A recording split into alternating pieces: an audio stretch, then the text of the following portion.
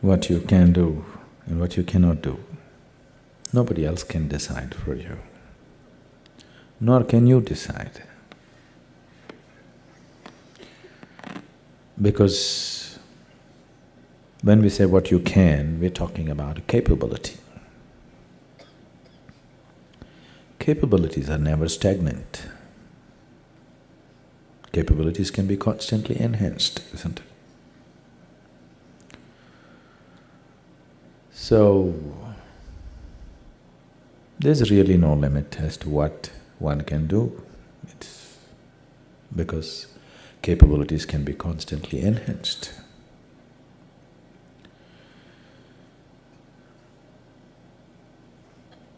It's better to look at it in terms of, am I holding myself back for concerns other than what I want? Many human beings, you have seen people who are historically known as great beings. This is all that happened to them. They were living with a limited identification, suddenly for some reason, some event broke their identities and suddenly they identified with a larger process that was happening around and they did things that they themselves could not imagine. For example, Mahatma Gandhi, a very limited man, he could not make a living. He got qualified as a lawyer. I remember what he wrote when he when he went out to fight his first case in the court in India. He says, I stood up to argue my case and my heart sank into my boots. This was his expression. And of course he lost the case. Then he decided this law is not for him.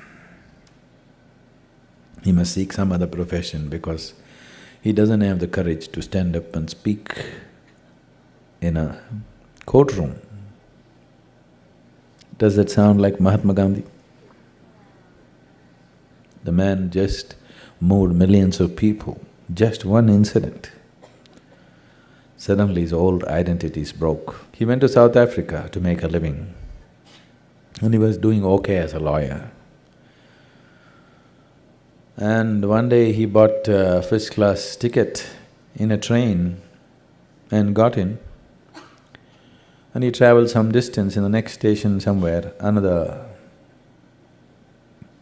white South African got in and he didn't like a brown-skinned man sitting in a first class, so he called the ticket collector. Ticket collector said, get out. Mahatma Gandhi said, I have a first-class ticket. He said, it doesn't matter, just get out. He said, no, I have a first-class ticket, why should I get out? So they threw him out of the train. His luggage and everything, they just threw him out. And he fell on the platform and he just sat there for hours. Why did this happen to me? I bought a first-class ticket, why am I thrown out of a train? Suddenly he identified himself with a larger predicament of the people. Till then his survival, his law, his making money was all important. Suddenly he identified with a much larger problem that existed and he became a colossus. Just broke that little identification and moved into a much larger identity. Probably there has never been another man on this planet who moved as many people as Mahatma Gandhi moved with such simple ways. I don't call him a spiritual person, but socially, politically, absolutely relevant for that day. Never before another conquering force on the planet has been made to vacate the land where they had taken roots without firing bullets at them or killing them or anything like this. Never before such a thing has happened.